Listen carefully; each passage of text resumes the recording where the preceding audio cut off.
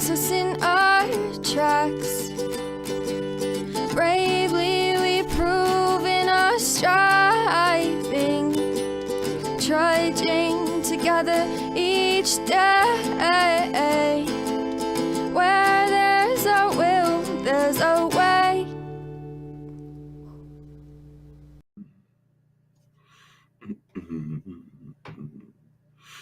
I'm done sharing. I'm not sharing this one because I don't think it's okay to do a rant and then put it in somebody else's group when they just let your stuff go in. I think that's rude. So I'm not going to share this anywhere else. It's going to be here. I think somebody heard rant. They're like, I'm out of here. Oops, I didn't mean to press the button. No, don't let them know I showed up because then I can't leave. It's too hard. I don't want to. That's what I think. That's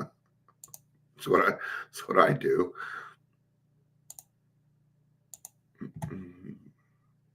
I'm just waiting a few minutes here.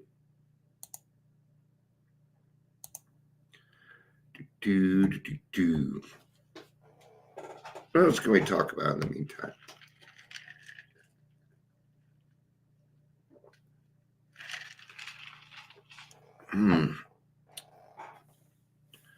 We can go ahead and kind of get started. All right. This came up because of something. And,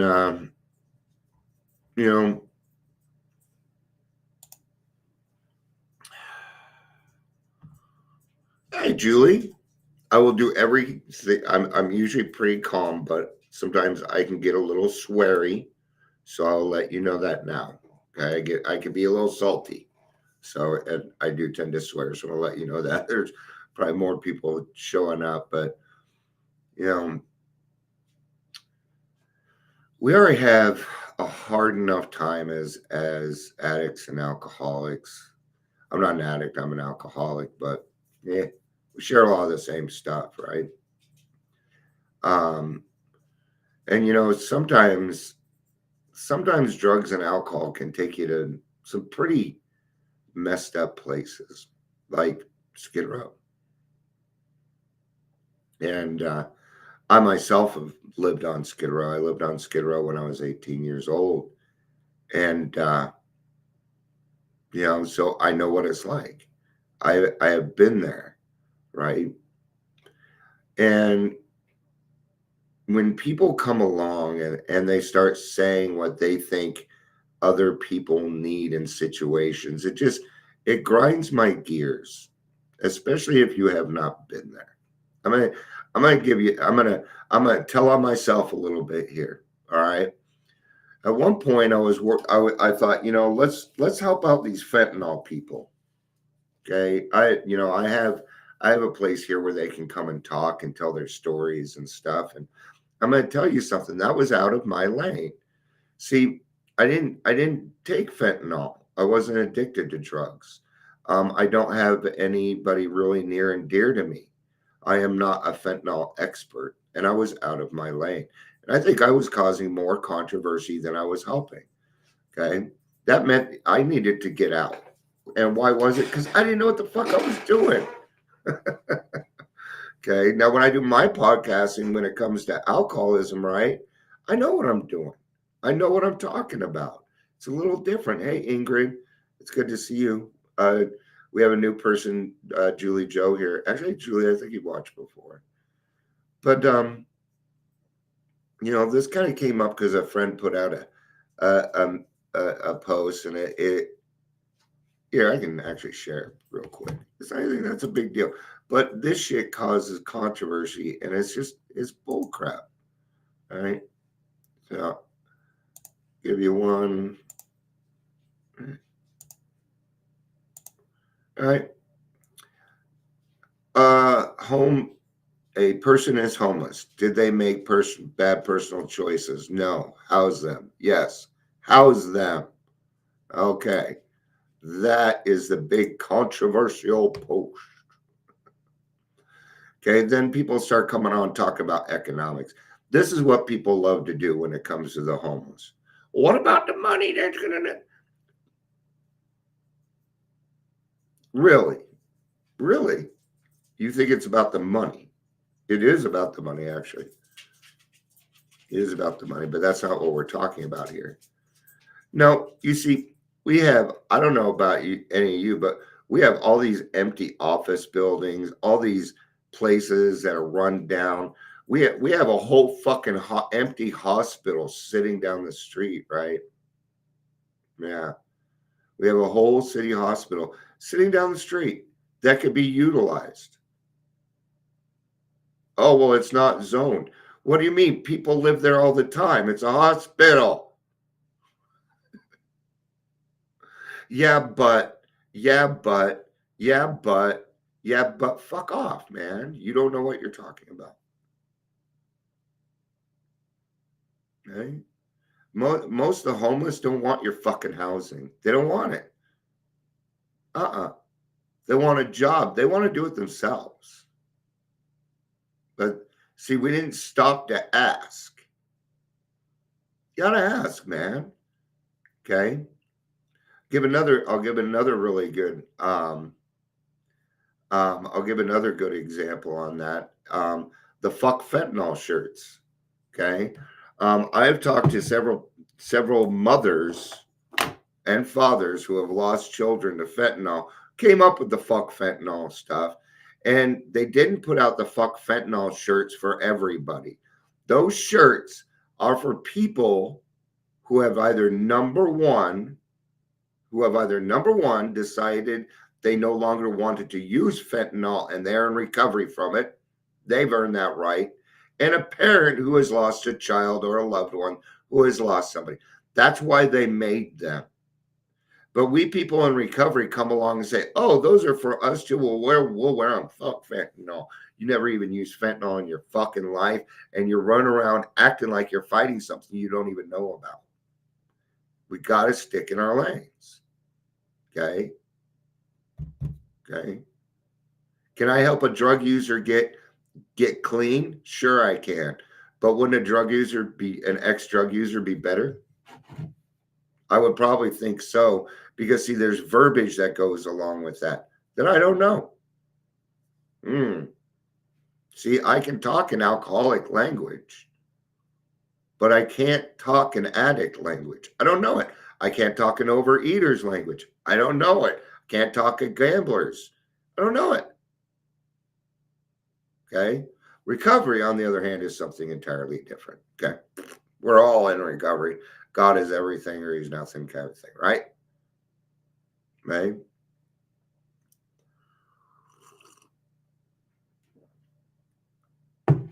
Good.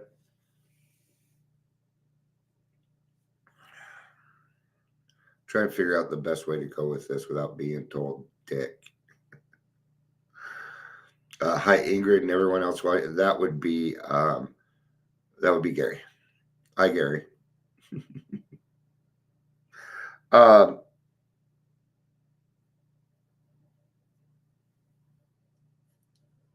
I'm tired.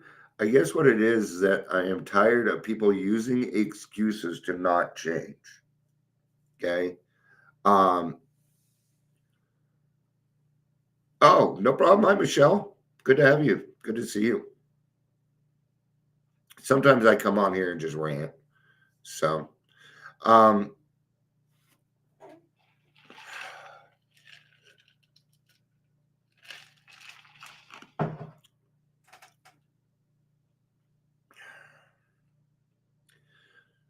I was 18 and I was on Skid Row, I was in a place called the Phoenix Concept, and what this was a halfway house for homeless alcoholics.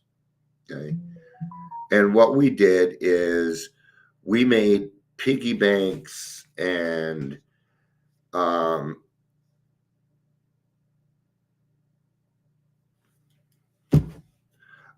we make piggy banks and plaques. In fact, I still have some of those plaques, right?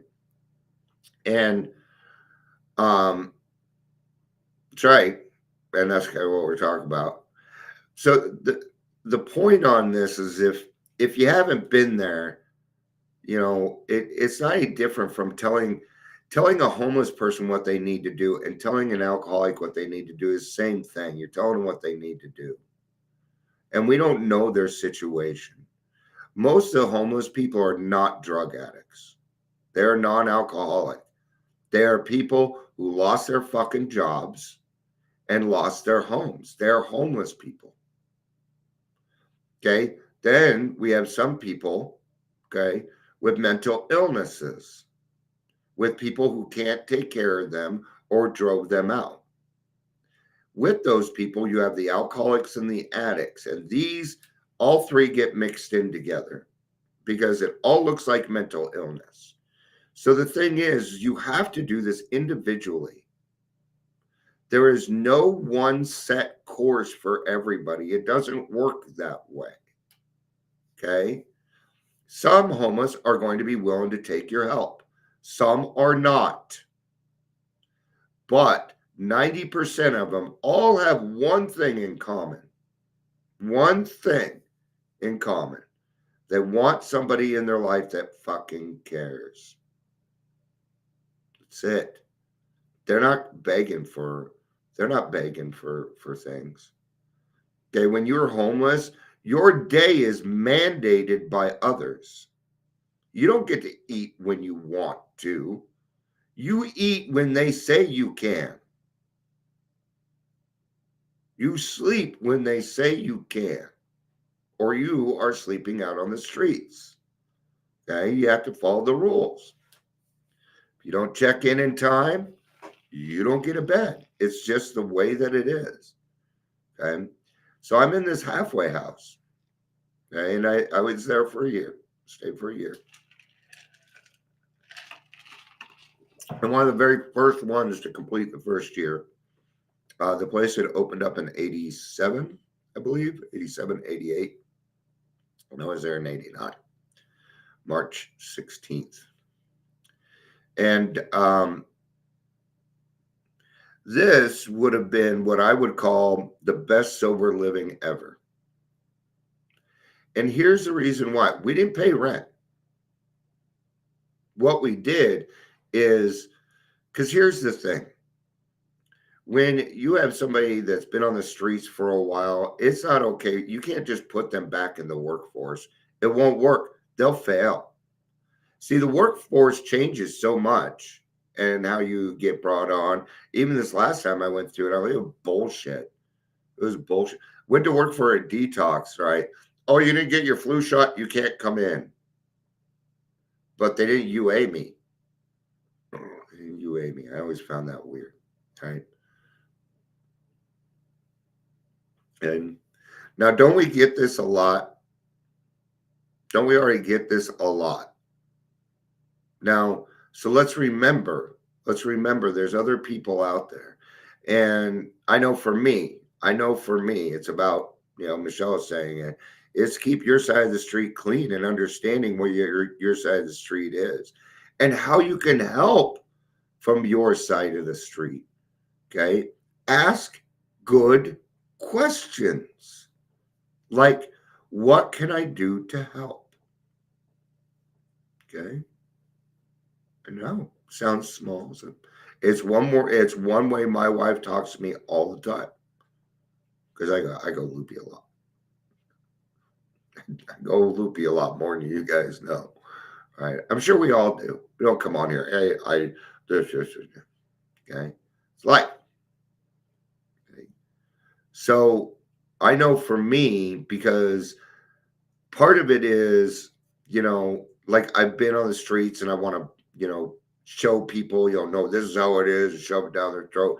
But if I do that, gosh, that isn't going to do very well, is it? Right? So what do we do in these situations? Well, we need to educate. We need to become more educated, right? Because this person said, there was, it wasn't an argument. It was just stating facts. And this person wasn't wrong.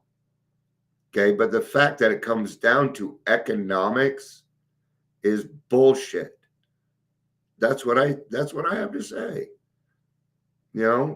I've got a huge backyard. It would easily fit like 6 or 7 of those tiny houses. Give a fuck. You know, there's plenty of space. There's plenty of space. That isn't a cardboard box. I know what it is, but for some reason I just don't go off as much anymore. I know that's what everybody. Never mind. That's silly. All right.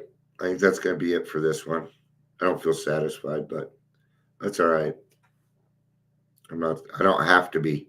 So thank you everybody for being here. It was good seeing you. I hope you have a great day. I love you. Peace out and have a day.